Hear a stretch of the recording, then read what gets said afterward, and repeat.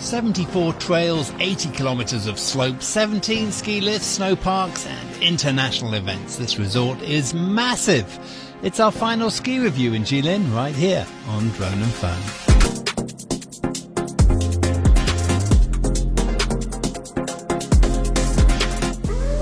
Well, welcome to our final episode of our Jilin ski adventure. We've come to the hardest, the longest, hopefully the most fun. Where are we, Jack, and what are we doing? Here is still in Jilin province. It's北大湖ski resort. There are total 80k of trails. 80k. It's gonna be challenging. It's gonna be a long day, but it's a beautiful day. Let's get going. Nestled in northeast China, Jilin province has become one of China's top ski destinations. It's cold, but not as cold as Heilongjiang, easier to get to than Xinjiang, and has more reliable snowfall than Chongli, making it a great all-round bet for skiing in China. There are many great resorts spread throughout the province, all with distinct advantages. So for this series, we've chosen 5 to see for ourselves how they stack up and who they are best suited for. There are several ways to get to Beidahu, either a fast train to Jilin and then a shuttle bus, or as we did, a 2-hour drive from Changchun. Once there, it was straight into the ski centre to get set up. So we just had to rent a locker here. Much easier than the other places, I've got to say. We did have to scan. I did find somebody local to help me with the Chinese, but within just 2 or 3 steps, I was able to open it, get it done. It's for 24 hours. We're going to be skiing for 2 days, so 24 hours is actually fine because it's going to cover us just to overnight leave the skis here. Right, let's get going. The resort is built on a scale much bigger than others from this series, and it takes a while to get your head around how it all works. Beidahu has a capacity of 24,000 people at any one time, with multiple ski centres and lifts that go down to different start points, connecting to the many hotels along the road at the base of the mountain. I'm not sure how much you can see. We're coming down this side. This resort is basically divided into 2 mountains.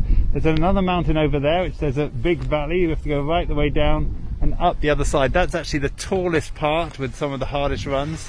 And where we are here is on the second mountain. So 2 different mountains to ski, all in the same resort.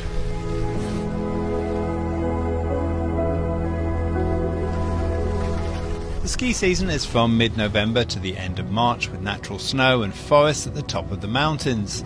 The slopes are equally divided between easy, medium and hard, with many different routes, making it a good option for experienced skiers. Well, we just come back up to the top and we're going to do, there's one very long ride from this side. It is all on green runs, but it is an absolute cracker. It takes you right from the very top to the bottom, and I imagine it's going to be at least 5 to 10 minutes, we say? 2 minutes.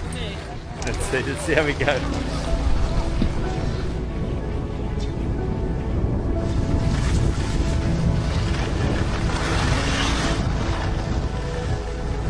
The ride turned out to be almost 5 kilometres from top to bottom.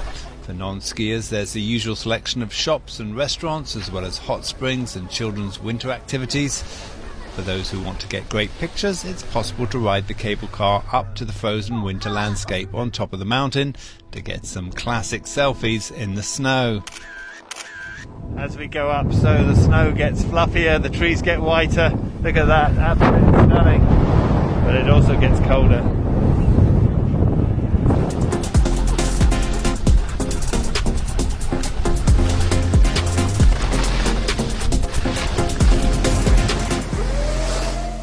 Well, this is a very picturesque resort, absolutely beautiful at the top, nice white trees all around. It's definitely one that has lots and lots of options, somewhere where you could come possibly a week and you would never get bored. So far we've only scratched the surface, just really sort of trying out a few things, but we can see from the lifts as we go up there's plenty of off-piste, plenty of nice routes through trees, as well as these really long routes on blues and greens that take you from the very top right the way down to the very bottom. So something, I guess, for all the family.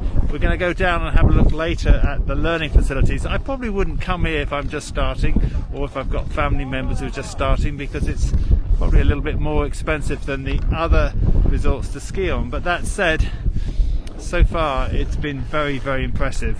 Certainly the best that I've seen in China so far. If you're lucky, as we were, you may find an international competition you can go watch while you're there. We spent 2 hours marvelling at an international ski freestyle World Cup event that put our slow turns and mini jumps to shame. After watching the experts, we felt inspired and headed off to a snow park. Well, as well as the skiing, there are plenty of snow parks here. In fact, multiple snow parks with lots of jumps and other things to play on. We're going to go and have a look at one over here that's just to our left. We've seen a few people playing on. To get the best deals, we are told it's best to keep an eye on the official WeChat account and on trip.com. They are released from April through to the start of the ski season. They suggest using trip.com for an English service. So I want to give you some idea of the scale of北大湖. We've got our hotel, which is back here, but you can see there is a lift that comes up here, so you can ski in, ski out. That goes up to this mountain. If you look all the way down there, that is the other side, the other mountain up there, and then all of these resorts just scattered, all the buildings scattered all around us here. You can see it is a huge complex, but it doesn't have that kind of village feel, or we've not found it yet, that we found in the other resorts. There are roads where you can drive from one place to another, but not that sort of high street with lots of shops and restaurants and other things. It's much more spread out.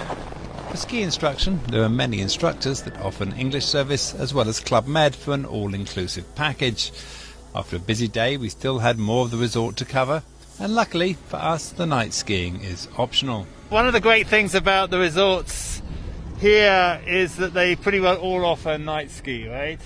And night skiing isn't as bad as it sounds. It's fantastic, but cold. It's a little colder, but I guess if there's no wind, it's not a massive difference from skiing during the day when it's cloudy. Yeah, so your ski holiday is a good 3 hours longer than normal, right? Yeah, and it's great if you arrive late or you want to spend a morning just lying in bed for the morning and don't want to miss out on your skiing. So it gives you some extra options. We're just going to try it out. We have been skiing all day, so we're quite tired, but we want to make sure... He's tired. I'm okay. We want to make sure that you get a little bit of experience. Even the snow park here is open as people are going through it.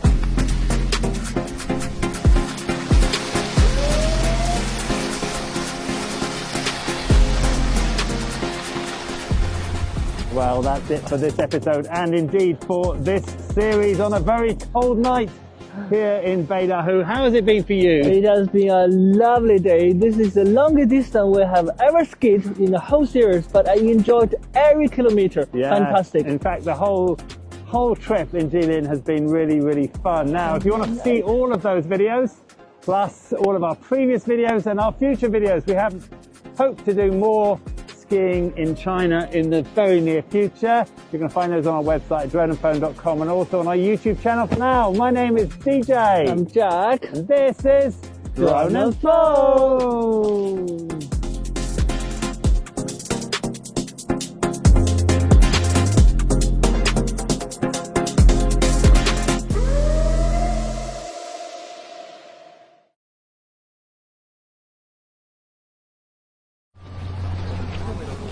Well, I'm out on the slopes doing all the hard work, freezing cold, but getting the shots. Here is my partner in crime. Yeah.